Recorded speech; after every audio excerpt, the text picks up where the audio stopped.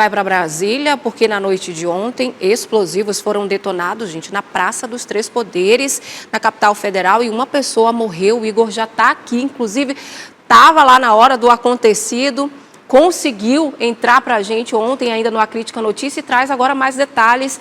Qual que é a atualização de momento? Igor, muito bom dia para você. Rose, bom dia para você, bom dia também para todos que nos acompanham. Foi uma noite de pavor na Praça dos Três Poderes. Inclusive, a praça continua ali totalmente interditada, porque o esquadrão antibomba continua fazendo a varredura na tentativa de encontrar mais artefatos explosivos. Vocês acompanham aí momentos ali logo depois dessa explosão.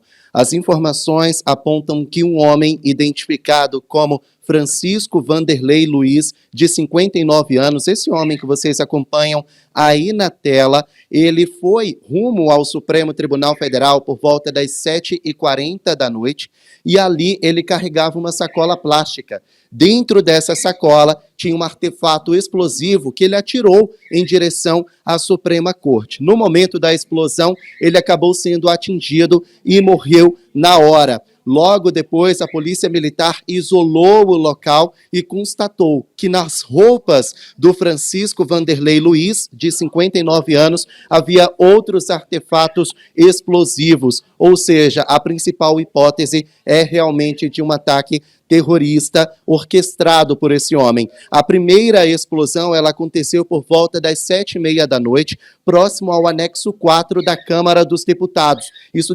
desesperou todos que estavam ali no local. Nós temos o momento dessa explosão. Vamos ouvir.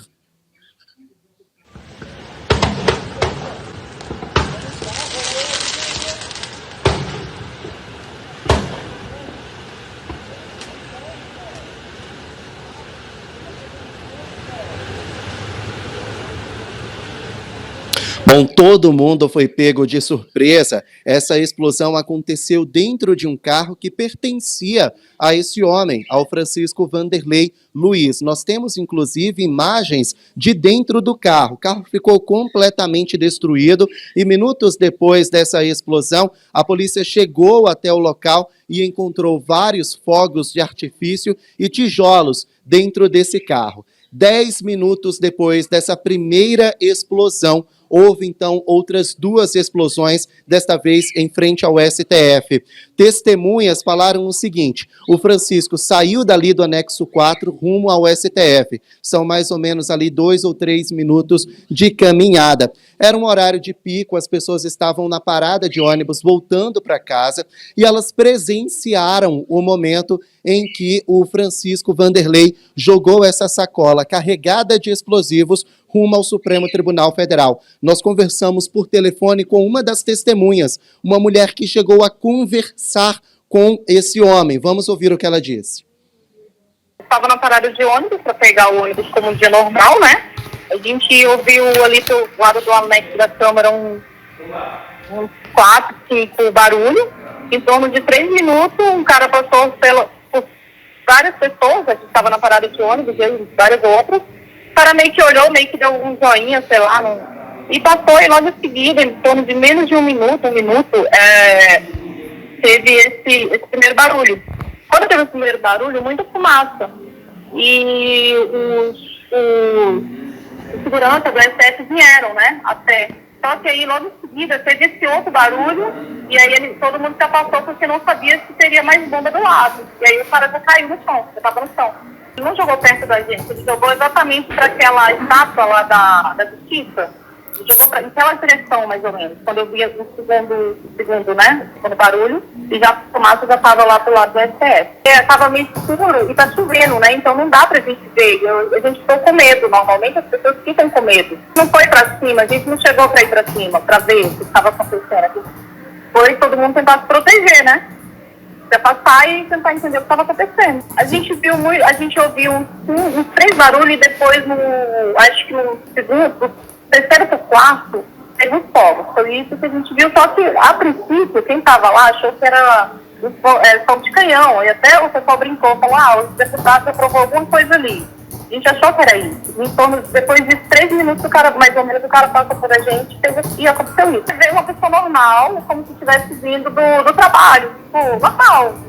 Nenhum tipo de... Ele conversou também, parece, com outro segurança, tava super normal, agindo normal. Viu o primeiro barulho, no primeiro barulho a gente ouviu muita fumaça e o pessoal do STF veio, e aí logo em seguida foi tipo em torno de segundos, teve essa outra explosão e o pessoal se afastou novamente.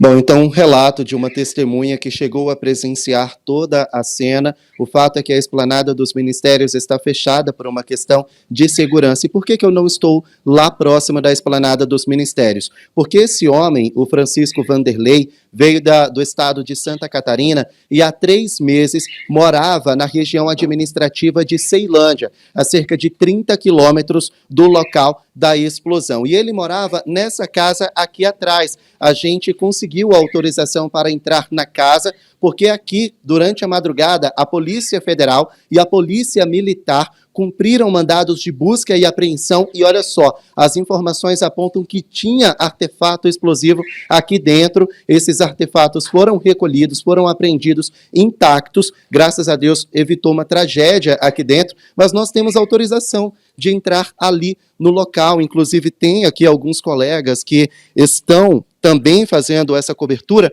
mas peço até licença para eles, mas era aqui onde o Francisco ele morava, foi aqui onde ele arquitetou todo o plano, todo esse atentado. A gente percebe que há uma bagunça aqui dentro, porque a Polícia Federal cumpriu mandados de busca e apreensão. Não sei se vocês conseguem observar, mas olha só essa cena, tem muita coisa queimada aqui dentro, alguns objetos que também foram utilizados aí para a fabricação desses explosivos. A gente vê ali alguns canos, alguns objetos inflamáveis. Olha só a bagunça. Esse homem, o Francisco Vanderlei, ele morava aqui nesse local há cerca de 3 meses. Foi o local escolhido por ele justamente para arquitetar essa situação, arquitetar esse atentado lá no Supremo Tribunal Federal. É um barraco muito pequeno, fica aqui na região do subúrbio de Ceilândia, a cerca de 30 quilômetros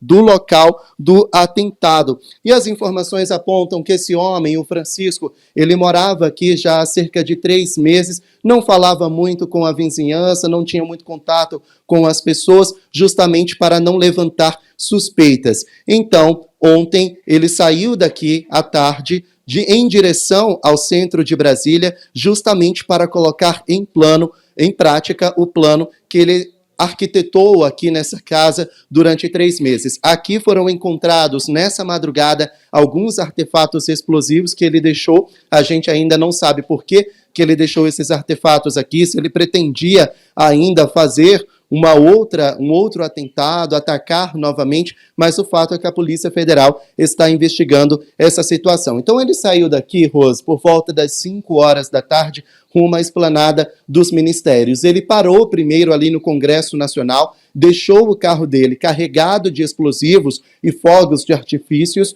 Esse carro acabou explodindo por volta das 7h30 da noite e menos de 1 minuto depois ele atirou uma sacola também carregada de explosivos em direção ao STF. E nessa segunda explosão ele acabou morrendo. A polícia também constatou que tinha artefatos explosivos ali próximo ao corpo dele, dentro dos bolsos da calça, dentro dos bolsos da camisa, ou seja, era realmente um plano terrorista, era realmente um atentado que ele tinha ali arquitetado no Supremo Tribunal Federal. Nesse momento, a esplanada está fechada. Há um alerta máximo da Secretaria de Segurança Pública daqui de Brasília. Inclusive, a vice-governadora do Distrito Federal, a Celina Leão, concedeu uma coletiva de imprensa ontem à noite, por volta de 11 horas da noite, justamente para poder falar dessa situação. Vamos ouvir o que ela disse. O fato ocorreu às 9h30. O primeiro ato que aconteceu, às 19h30, o primeiro ato que aconteceu foi a explosão do carro. Depois, o cidadão, que até agora não teve confirmado um entendimento, né, uma linha de investigação de um nome mas ainda não foi confirmado, porque nós não conseguimos ainda periciar o corpo, porque o corpo ainda está com artefatos ainda. E logo após o momento da explosão, o cidadão se aproximou do Supremo, onde ele tentou entrar dentro do prédio, não conseguiu adentrar o prédio e realmente teve a explosão ali na porta. Falei também com o presidente do Supremo, falei com o ministro Barroso, estamos também em contato com o ministro que está em exercício também, com o ministro da Justiça, falei com ele também, então eles estão sendo atualizados de todas as informações. A Polícia Federal abriu um inquérito paralelo ao nosso, que está acontecendo aqui na Polícia Civil já, para também investigar os atos, porque envolve ministros do Supremo, então isso está acontecendo também paralelamente, e nós estamos também já ajudando a Polícia Federal com todas as informações que nós temos. Nós tivemos um caso desse no ano passado, eu quero relembrar vocês, também na véspera da volta do Supremo, um lobo solitário cometeu o mesmo ato também ali na esplanada dos ministérios. Nós tivemos isso ano passado e nós não podemos afirmar que ele seria um lobo solitário, até porque as investigações estão em curso para que tudo isso seja feito da forma mais transparente possível. Bom, então uma situação extremamente complicada e nesse momento qual é a atualização? O presidente Lula teve um encontro com os ministros Cristiano Zanin e Alexandre de Moraes, os dois do Supremo Tribunal Federal. Eles tiveram um encontro a portas fechadas no Palácio da Alvorada com o presidente ontem por volta das 11h30 da noite e foi aberto um inquérito na Polícia Federal. É a PF quem vai cuidar das investigações. O inquérito, inclusive, vai ter como relator o ministro Alexandre de Moraes. Como essa situação se assemelha bastante com os ataques golpistas de 8 de janeiro, então esse inquérito vai tramitar junto com o inquérito do dia 8 de janeiro e, por isso, Moraes é o relator. Nesse momento, nós também temos a informação de que as atividades no STF estão suspensas, as atividades no Congresso Nacional também estão suspensas. O GSI, o Gabinete de Segurança Institucional, que faz a segurança do Palácio do Planalto,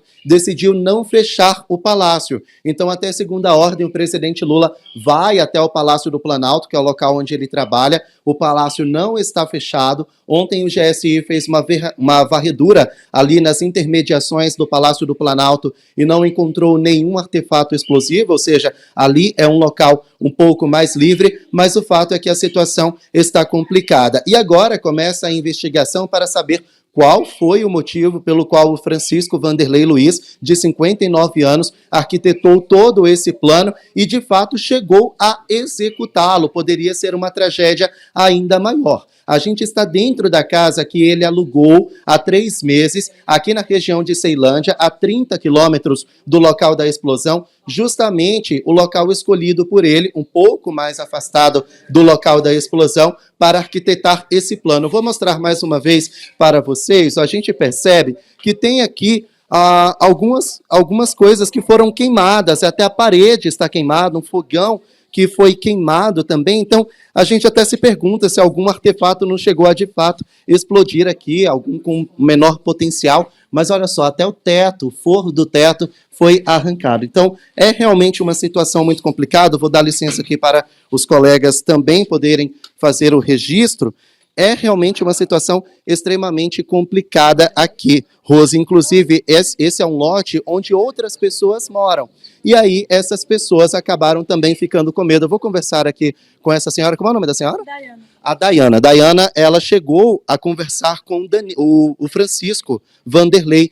O que ele disse para a senhora? Como que ele era? Como era a convivência aqui? Ele era super tranquilo, né? A gente nunca ia imaginar que ele ia fazer um tipo de coisa dessa, né?